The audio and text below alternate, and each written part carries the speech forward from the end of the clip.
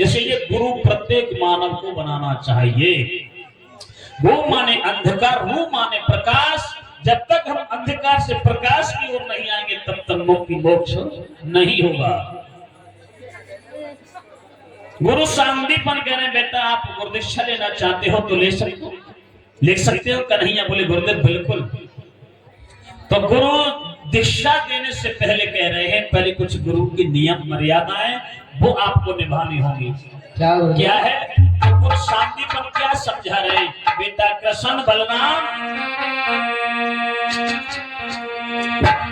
गुरु की नाव चढ़े जो प्राणी पार लगा दे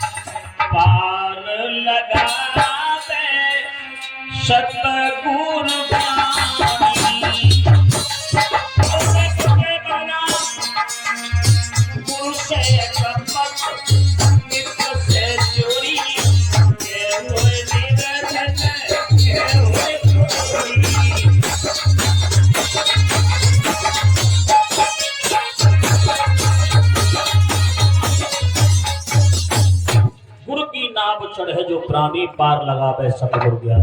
गुरु की निंदा सुने न काना, कह उठ जात जय के प्राणा। गुरु से कपट मित्र से चोरी, कह हुए निर्धन कह हुए।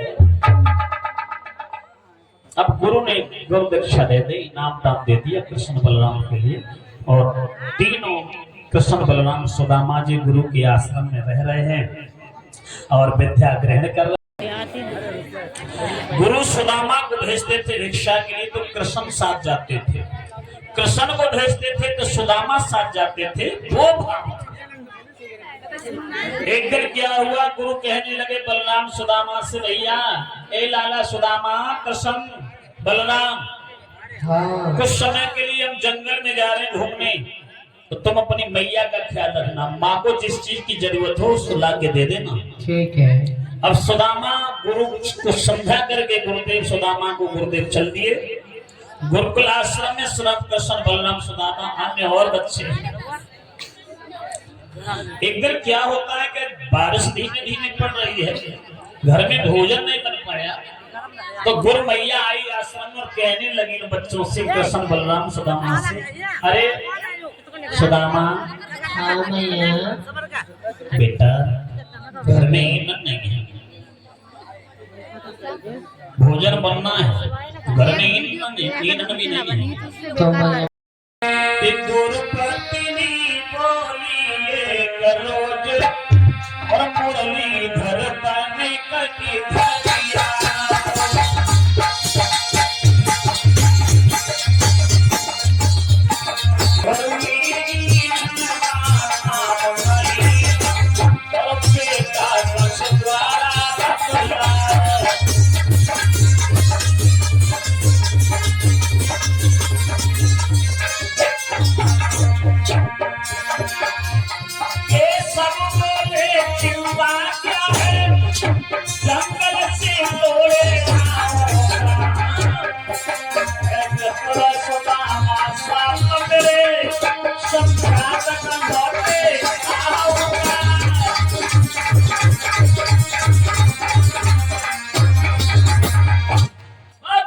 चिंता क्यों करती है? मेरे संगम में मेरा सखा सुदामा है, हम दोनों भैया जा रहे हैं जंगल से लकड़ी तोड़ के लाएंगे और भोजन बनाना। कृष्ण सुदामा को विदा किया है। मैया मन में सोच रही है कृष्ण सुदामा जा रहे हैं और कहीं दूर चले गए तो जंगल में तो कुछ खाने के लिए है ही नहीं, मेरे पास कुछ भुजे हुए चना रखे, ला मैं सुदामा को आवाज लगाती हूँ तो भुजे हुए चना इसको बांध देती, पोटले में भूख लगेगी, दोनों भैया चावल लेंगे, जंगल में पानी पी लेंगे। आवाज दियो सुदामा। हाँ मैया। इधर आओ। लाला। हाँ मैया। तुम दोनों भैया जंगल में जा रहे हैं और तो कुछ मेरे पास है ही नहीं। अच्छा। ये कुछ भुजे हुए चना है। हाँ। ये चना लो। हाँ। मैं पोटले बांधे देती हूँ। ले लो। और ये चना लेके दोनों भैया चावल ले जाओ। ठीक है। ले लाओ भैया लाओ। चावल ले दोनों भाई, भूख लगे। हाँ बिल्कुल चावल। सुदामा चना लेके पोटली बगल में दबाई, कन्हैया के पास आए, श्याम पूछने लगे, ओ भैया सुदामा। हाँ भैया। अरे मैया ने काहे बुलायो तो है? मैया ने मोए बुलायो तो तुम्हें का कहोगे जाके? बता दे कछ कही ना ना कछ खाने के लिए दयो। हाँ। सुदामा कहना भैया मैया ने तो ऐसे बुलाया, कोई खाना के लिए थोड़ी नहीं। यो कही कि मैया तुम दोनों भैया जा रहे हो जंगल में, पर दूर मत जाना, जल्दी आ जाना। पर सुदामा ने ना बताया कि मैया ने चना दाए, पोटली बंद रही बगल में। अब कन्हैया सुदामा चले, और मेरी बहना कृष्णा सुदामा दोनों यार या बुले न करिया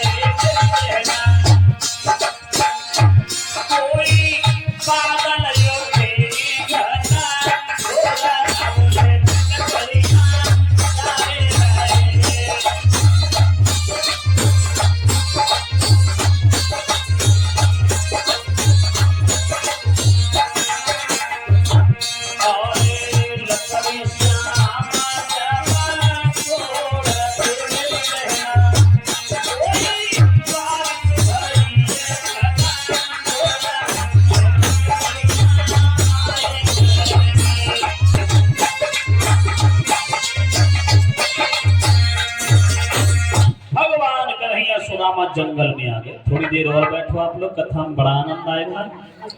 कन्हैया बोले सुदामा भैया। हाँ भैया। अब जंगल में तो आए गए, अब ये बताओ पेड़ पर कौन चढ़ेगा पहले? भैया पेड़ पे तो तुम चढ़ोगे। क्यों? तुम चढ़ो। मैं ना चढ़ पाते भैया। क्यों नहीं चढ़ पाओगे? मैं ना आते। तुमको पेड़ पे चढ़ना नहीं आता? मैं गाँव में रहा ही ना कभी। अच्छा। हाँ।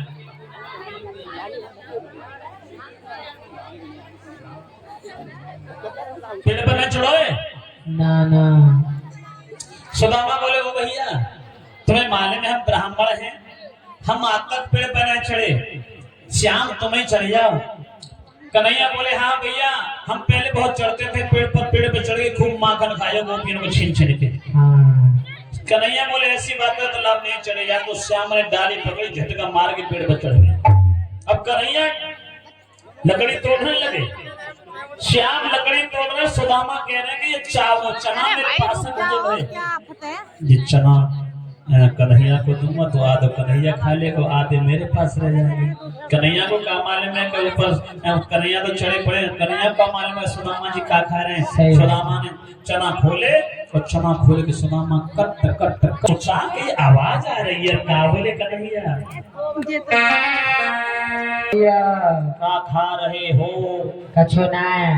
आवाज आ रही है कट कट की। अरे तुम्हारे कान बड़े चल रहे हैं, ठंड के मारे दांत बज रहे हैं।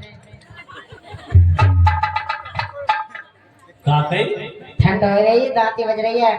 तेरे भैया हाँ तुम तो नीचे हो, हाँ तो हम इतने ऊंचे पेड़ पर चढ़े तो हमारी तो दांती न बज रही, हमें क्यों ठंड न लग रही? भैया तुम्हारा तो प्रैक्टिस है पेड़ पर चढ़ के माखन खाने की, मोई थोड़ी ना है।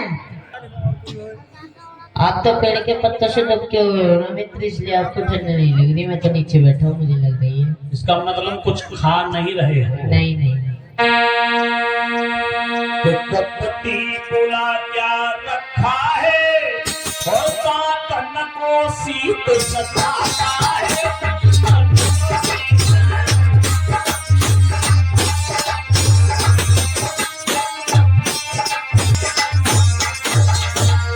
कपटी बोला क्या रखा है, दांतन को शीत सताता है, इसलिए ये कट कट का भैया और शब्द सुनने में। ये सुदामा? हाँ भैया। कुछ नहीं खा रहे? नहीं। सही बताओ। अरे देख रही हो बालापन की प्रीत है। देख ले। अब जी बताओ लकड़ी हो गई? हाँ। अब हम नीचे आ जाए। आ जाओ। उतर आए। आ जाओ। एक काम कूदो में कैच कर लो। कूदो। हेलो श्रीधर। आज भगवान कन्हैया बोली है कि सुदामा रे भैया तूने लकड़ी को इकट्ठा कर लिया। बोले हाँ हाँ भैया कर लिया। बोली कट्ठर बना लिया लेकिन तुम मुझसे छिपाए रहे है भैया, तो नीचे चना चाप रहे है। और बोली है भगवान कन्हैया भिखारी करे बदरा सुदामा भैया।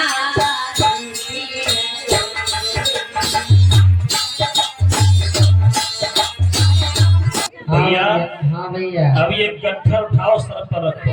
ठीक है, आ जाओ तो नीचे जाओ। बोले हाँ मैं आ गया। हाँ चलो उठाओ, उठा के रखो। सोए तो चले जा चले भैया चले ना। चला ए भैया आओ। तुम्हें कुछ माले में? अरे जल्दी चला। अरे ये नीचे रख ले।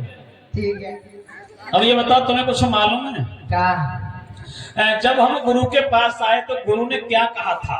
क्या कहा था? गुरु ने कहा और गुरु से कपट मित्र से चोरी और क्या हुए निरधन क्या हुए। कहा था सही है। आओ। सुदामा बोले भैया चोरी और आपको समझ में नहीं आई। हाँ समझ में कन्हैया बोले कोई बात ना चल भैया, कुछ बात याद आ गई, तासु मुंह से निकल गई। कन्हैया ने वही अपने मित्र सुदामा को श्राप दे दिया कि जाओ तुमने मित्र के साथ चोरी की है तो तुम कंगाल हो जाओ।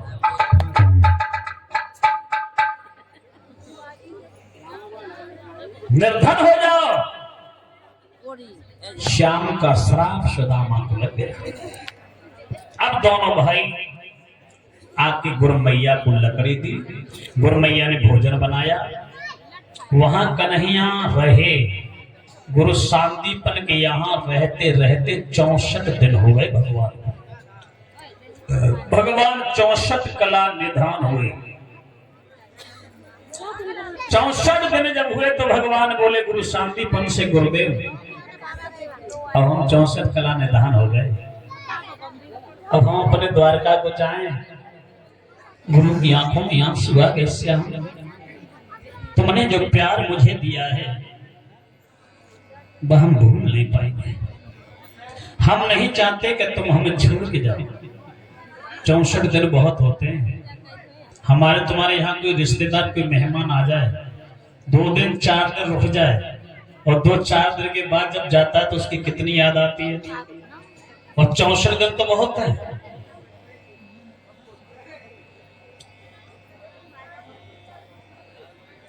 गुरु शांतिपन कहने लगे कन्हैया तुम अपनी मैया से पूछो। मैया के पास आए और कहने लगे मैया अब हम 64 कला निधान हो गए, अब हम अपने जाएं। मैया ने कन्हैया को अपने कलेजा से लगा लिया, रोकर के मुझे काना मुझे छोड़ के मत जाइए क्योंकि मुझे तुम्हारी बहुत याद आई। मैं तुम्हारे पीछे अपने बेटा का दुख भूल गई। गुरु मैया का एक बच्चा था जो समुद्र में डूब के मर गया था। मैया कह रही है मैं अपने बेटा का दुख भूल गई तुम्हारे पीछे। तुमने जो प्यार मुझे अपने बेटा से ज्यादा दिया है वो प्यार मैं भूल नहीं सकती काना, पर मुझे छोड़ के मुझे ये बड़ी याद आएगी। कन्हैया बोले ना ना मैया जाना तो होगा। देसी अपने देश को जाता है, आज नहीं तो आज के दिन जाना होगा। पर तुम कुछ मांग ले मैया को शिक्षा में। मैया कहने लगी लाला तुझे तो देनो ही चाहे तो मुझे अपना ही बेटा दे दे जो मेरे बेटा या संसार में नहीं है, ताकि मैं तेरी याद कुछ कम कर लूंगी ना। कन्हैया समुद्र में गए, समुद्र से कहा यहाँ मेरी गुरु का बच्चा स्नान के लिए आया था। समुद्र कहने लगा प्रभु उस समय मैं नहीं था कि दैत्य था जो दैत्य ने तुम्हारे गुरु के बच्चे को मार दिया। भगवान ने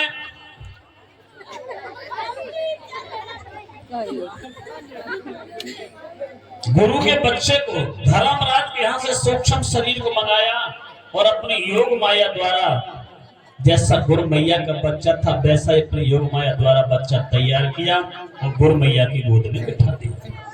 वहां भगवान ने गुरु मैया के बच्चे को जीवित किया और गुरु मैया को गुरु मैया का बच्चा दे दिया। भगवान को 64 दिन हो गए। भगवान बोले मैया अब हम चले। मैया बोली हाँ बेटा, पर जब बूढ़ी मैया को भूल न जाइए। ना मैया मैं आता रहूंगा। मालूम पड़ा सुदामा को मेरे भैया कन्हैया जा रहे हो। सुदामा हाथ जोड़ के बोले कन्हैया कैसे रहेंगे तुम्हारे बिगड़, कैसे रहेंगे सखा, तुम्हारी बहुत याद आएगी। आज सुदामा ने रोने लगे कन्हैया की कलाई पकड़ के भैया कि देखी दुख मोही तुम तो चले मथुरा